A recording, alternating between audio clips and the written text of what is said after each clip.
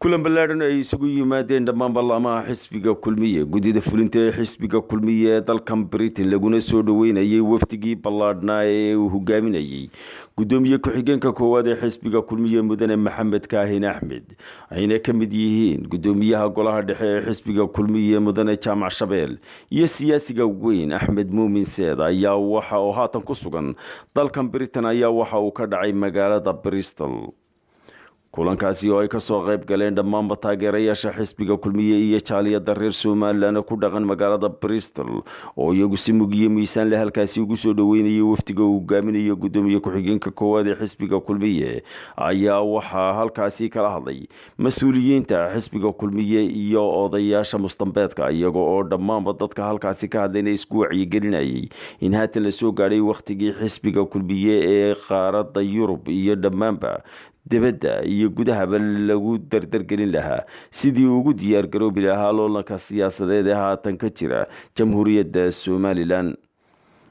dadkii halkaasi ka hadlay iyo mas'uuliyiintii halkaasi ka hadashay ayaa hadaladooda waxa ka mid ahaa sida tan Bristol ku soo dhawaada gacmo furan niyad faraxsan qalbi wanaagsan ku soo dhawaada Bristol waxa ay macruuf ku tahay soo dhaweynta guubaabada كامبينكا دقدقاقا أي معروف كتاي أو أي إم بدن كسو شرتو كسو هالجنتي إما كنا وحلا قال وقتي كامبينكا وحي نوبل لنا إنه نلقب بلاوا إما كا أي ندردرتني والله ده عجيب كهيد أي نلصور نقولنا أو أي كامبينكا كجايب قادنا أو أي نلامها لا ترتنه أو إنه مقالوين كيوكي لا ترتنه أو أم بلاد بينه لهنا على نجا قادين aad iyo aad baan idin salaamayaa marka ugu horeysa anigoo ku hadlaya magaca guddiga fulinta mustambeedka gudiyada laamaha taageerayaasha xisbiga kulmiye UK waxaan halkan madashan caawa quruxda badan ku soo dhaweynayaa wafdiga culus ee inooga yimi wadankii hooyo ee uu hogaaminayo Maxamed Kaahin Axmed gudoomiye ku-xigeenka koowaad ee xisbiga kulmiye oo ka mid yahay Jaamac Ismaaciil Cige Jaamac Shabeel gudoomiyaha golaha dhexe ee uu ka mid yahay siyaasigeena weyn ee gilgilay imika xisbigu ka soo baxay siyaasadii Soomaaliland ee xisbiyada tartankana wax ka bedelay Axmed Muumin Seed waxaynu isku nimi inaynu dhageysano oo aynu maqalno oo aynu wax badan ka qaadano waftiga inoo yimi xoojinta xisbiga kulmiye gudoomiyaha xoojinta xisbiga kulmiye anahay halkan guddideedii qaar kamid ah joogta iyaga aad ii soo dhaweeyay oo yiri Bristol ilaa timaado ma noqonaysid iyaga dartood baan u imi magaaladan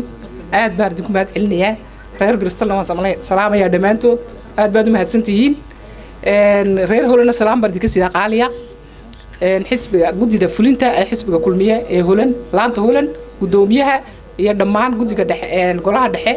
salaan qaaliya idinka sidaa ha isweydiin muxuu wadanku ku qabanaya ee waxaad isweydiisaa maxaad wadankaaga u qabanaysaa waa hal kulig taariikhi oo laga dhaxlay ogow markaad contribution lagu soo qoray bixinayso inaad wadankaaga gelinayso annagana waxaan ugu xisaabtataa kursiga maalinta haddii aan doorashadu ay dhammaato waxaanu idin sheegaynaa inaan xaqiijino annagana taa lagu xisaabtaba ilaahayna waanu ka rajaynaynaa musharaxa iyagana waanu isku ognahay dalkan in wax laga bedelo dalkan inuu sharci u shaqeeyo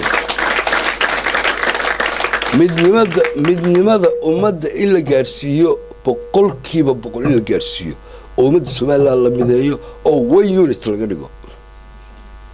taas waxay noo sahlaysaa markaan one unit ka dhigno hayaanka inaanu gallo oo lugeediga guri barwaaqo ku furreeyo sahlaysaa waliba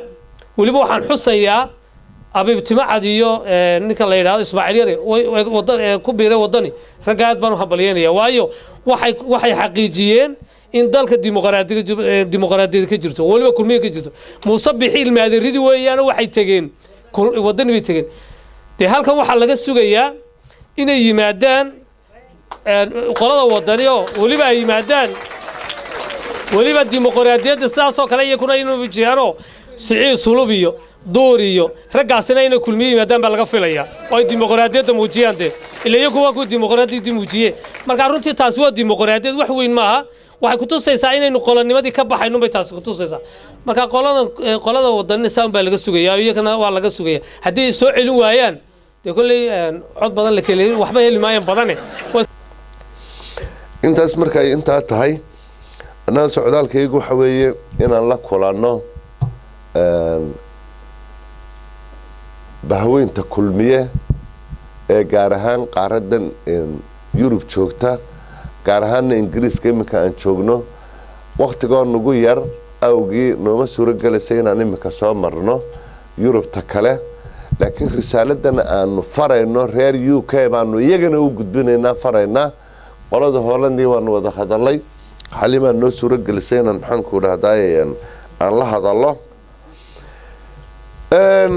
waxaynu ku jirnaa xilli siyaasadeedkii la isu diyaarinayo doorashada kulmiyaha gudaha jooga wuxuu isu diyaarinayaa doorashada kulmiyaha dibadda joogana waxaa la rabaa inuu doorashada isu diyaariyo Aynaawi Cismaan Ducaale iyo Shaqale TV-ga qaranka Jamhuuriyadda Somaliland London